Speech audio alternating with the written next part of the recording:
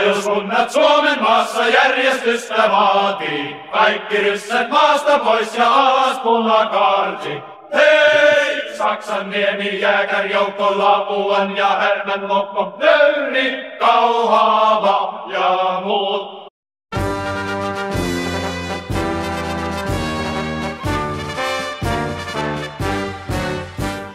Syksyllä 1918 Suomen senaatti antoi asetuksen suojeluskunnista. Siitä katsotaan alkaneen itsenäisen Suomen vapaaehtoisen maanpuolustustyön. Lahteen oli perustettu suojeluskunta jo ennen sisällissotaa. Vuonna 1921 Lotta Svärd kokosi rivinsä Lahden paikallisosastoksi. Suojeluskunnat toimivat lakisääteisenä osana puolustusvoimia. Sille oli annettu erityisesti reservin valmiuden ylläpitämiseen ja liikekannallepanoon liittyviä tehtäviä.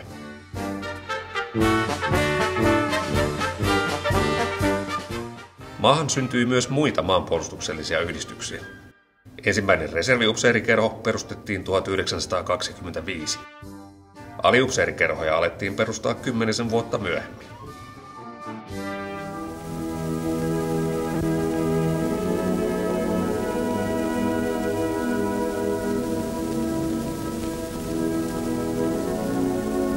Kansalaiset, sanomaa välirauhasta ei ole Suomessa uskallettu odottaa sellaisella ilon ja helpotuksen tunteella kuin näin monen ja raskaan sotavuoden jälkeen olisi luonnollista. Sota päättyi torjuntavoittoon, mutta ankaraan välirauhansopimukseen. Marraskuussa 1944 eduskunta laati suojeluskunnat ja Lotta Svärd-järjestön lakkauttavan lain. Suomalaisten maanpuolustushenki oli lyöty maanrakoon.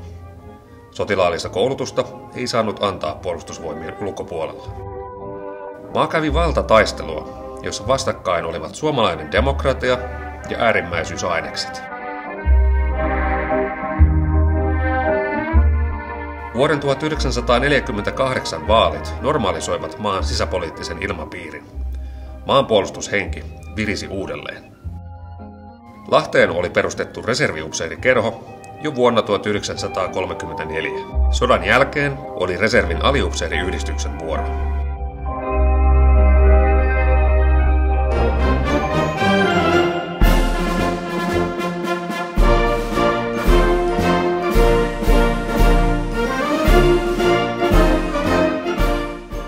Varuskuntakaupunki Lahdessa oli ollut sotaväkeä autonomian ajoista alkaen. Hennalaan oli kasvanut yksi puolustusvoimien keskeisimmistä sisämaan varuskunnista.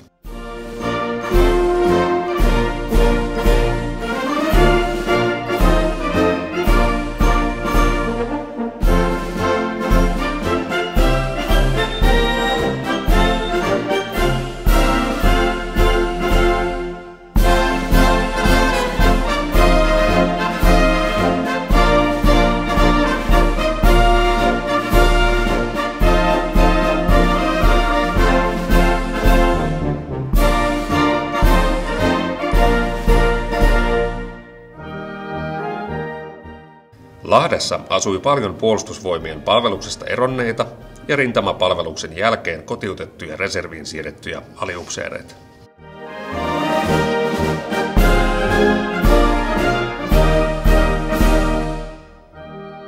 Alkuvuodesta 1955 oli paikallisessa lehdessä ilmoitus, jossa kutsuttiin Lahden ja lähiympäristön reservin aliupseerit koolle. Tammikuun 16. päivänä kokoontui maakuntatalolle 48 määrätietoista reservin aliupseeria. 6. pykälän kohdalla oli Lahden reservin aliupseerit ry perustettu.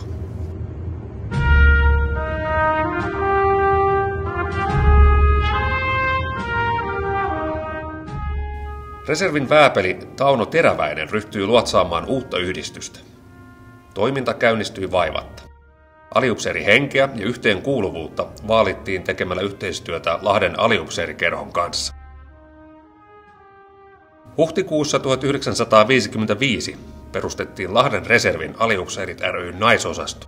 Naiset halusivat tehdä miesten tavoin vapaaehtoista maanpuolustustyötä isänmaallisen hengen yhdistäminä.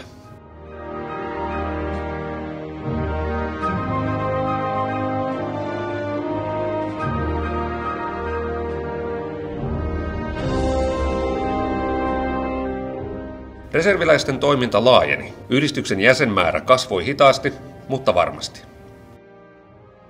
Tärkeäksi yhteiseksi juhlaksi muodostui 60-luvun alussa käynnistynyt talvisodan rauhan muistojuhla. Se kokoaa tänäänkin yhteen päijäthämäläiset maanpuolustusyhteisöt.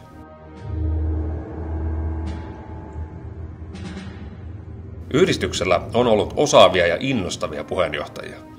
Jokainen puheenjohtaja on tuonut omat vahvuutensa mukaan yhdistyksen toimintaan. 1970-luvun poliittinen ilmapiiri ei suosinut maanpuolustustyötä. Yhdistys panosti turvallisuuspoliittiseen koulutukseen. Lahden reserviupseerikerhon kanssa järjestettiin turvallisuuspoliittisia seminaareja ja luentoja. Yhteistyö muiden järjestöjen ja yhteisöjen kanssa on kausikaudelta kasvanut.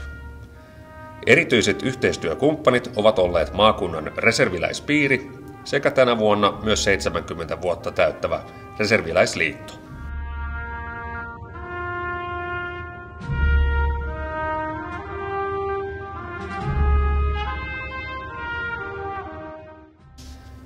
Vuonna 1994 perustettiin Päijät-Hämeen reservipiiri ry. Se yhdisti reservin aliupseerit ja upseerit. Yhteinen piiri oli ensimmäinen maassamme. Reservin aliupseerien liitto muutti sääntöjään siten, että kaikilla Suomen kansalaisilla on mahdollisuus liittyä paikkakuntansa reserviläisyhdistykseen. Vuonna 1997 Lahden yhdistys muutti nimensä Lahden reserviläiset ry:ksi.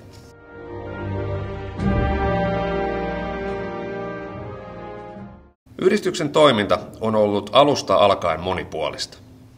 On vietetty kerhoiltoja, voimailtu olympiakentillä ja Köydenpäässä, pelastettu maastoautoja, harjoiteltu omalla majalla, voideltu suksia, palkittu parhaita, kierretty maailmaa, juhlittu arvokkaasti ja rällästäen, paistettu grillimakkaraa, kilpailtu pilkillä, oltu Suomen vahvimpia ja ammuttu tuhansia luoteja ohi ja napakymppiin.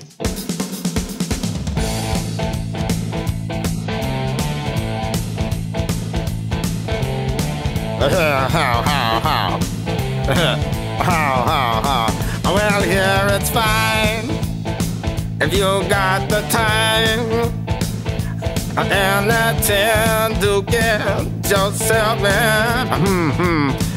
And here is time almost every night. But now I might be mistaken.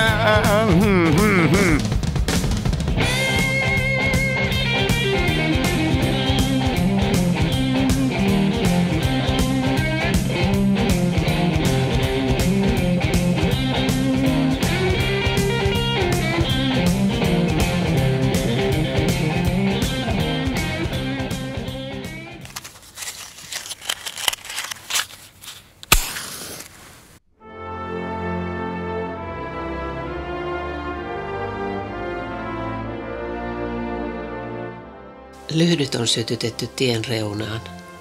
Juhlaväki kulkee korkeiden, lumisten puiden keskellä. On hiljaista.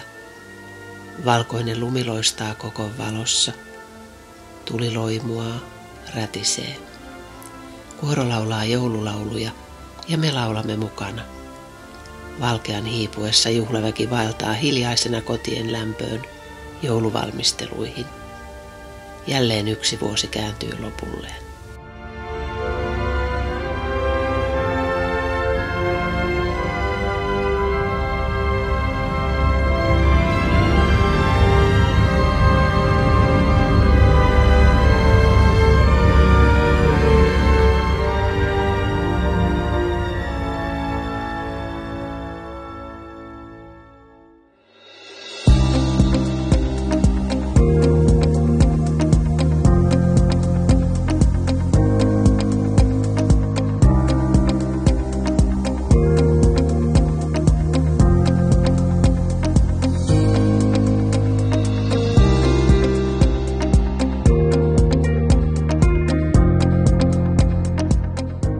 Lahden reserviläiset siirtyi uudelle vuosituhannelle.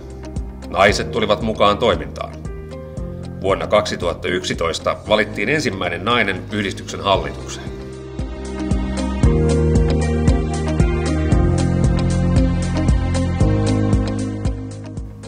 Koulutustoiminnassa yhdistys tekee yhteistyötä maanpuolustuskoulutus MPK:n kanssa, niin oppijina kuin kouluttajina.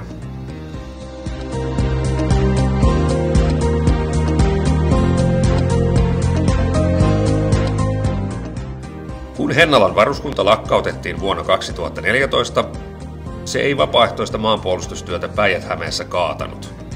Toimintaan haettiin uusia muotoja.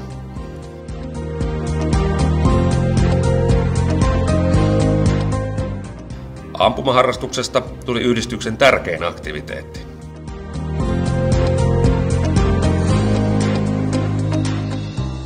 Hälvälän ampuma-alueen kohtalo jäi avoimeksi varuskunnan lakkauttamisen myötä.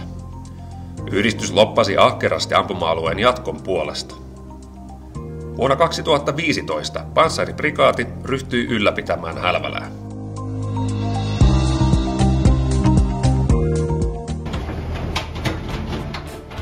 Matka 48 perustajajäsenestä yli 600 jäseneen on ollut pitkä, mutta tarpeellinen. Lahden reserviläiset on maakunnan suurin maanpuolustusyhdistys. 70-vuotias on elämänsä voimissa. Lahden reserviläiset on vuosikymmenten ajan tarjonnut jäsenilleen ja kumppaneilleen mahdollisuuksia osallistua, harrastaa, kasvattaa reserviläisen tietoja ja taitoja, kasvattaa itseään. Vapaaehtoinen maanpuolustustyö vapaan, itsenäisen ja turvallisen Suomen puolesta jatkuu, sillä me olemme vahvasti isänmaan puolesta.